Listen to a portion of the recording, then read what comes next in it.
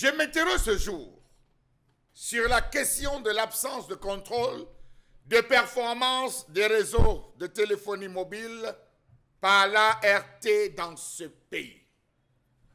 Entendez, Agence de régulation des télécoms.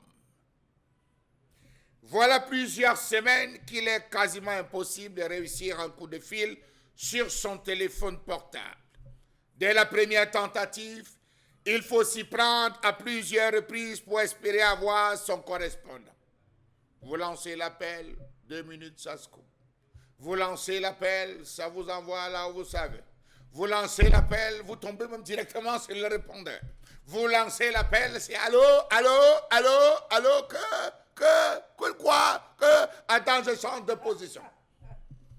Il faut s'y prendre à plusieurs reprises. Non que cela vous épargne la diminution de votre crédit pour parler trivialement, messieurs, c'est la coupe et ça coupe sérieusement. Comment comprendre qu'il soit courant que la communication devienne inaudible, obligeant l'appelant à relancer l'appel plus d'une fois sans aucun résultat? Puis d'autres clients des opérateurs se plaignent des recharges via les services numériques qui ne sont pas pris en compte, obligeant les clients à faire des réclamations. Le phénomène qui dure depuis plusieurs mois semble s'être vraiment aggravé. Comment comprendre que les plaintes ne semblent pas émouvoir ces opérateurs qui se refusent à officiellement communiquer sur les causes de ces désagréments, qui surviennent après des promesses d'investissement faites au gouvernement ces derniers temps? Puis, passons. Quel est le rôle de l'agence de régulation des télécommunications? Que fait-elle véritablement? Elle est censée assurer le contrôle de performance. Excusez-moi, autre question. Est-ce que l'ART a les outils? Non, c'est trop fort. La logistique? Non, c'est encore plus fort. Les techniciens agréés pour pouvoir faire le travail de suivi, de contrôle de cette performance? Question. Prend-elle véritablement cette agence de régulation des télécommunications son travail très au sérieux? Le Cameroun vibre à ce jour sous quel type de G? Un G? Non.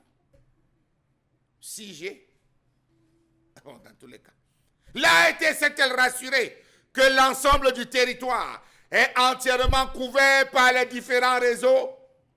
Lorsque on vous octroie une licence en tant qu'opérateur, il est bien mentionné que vous devez couvrir l'ensemble du territoire.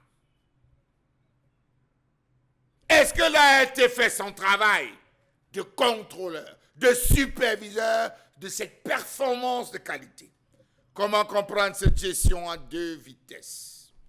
Certains opérateurs choisissent de couvrir certaines zones plus que d'autres, densifier sur Douala, Yaoundé, Bafoussam, le reste au diable.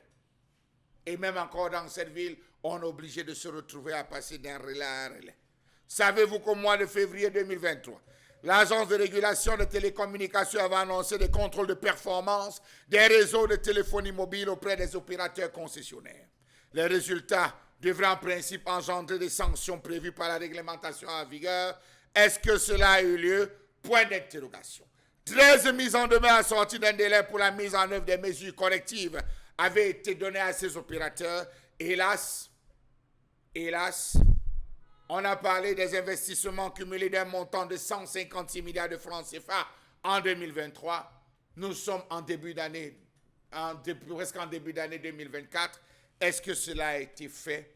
Dans tous les cas, que chacun sorte son téléphone portable et passe un coup de fil. L'ART contrôle-t-elle véritablement la performance de qualité des réseaux?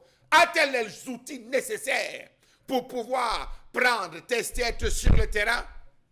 Bonjour à ceux qui nous regardent à Angoulé-Macon et ceux qui sont à Vallée-Besséné.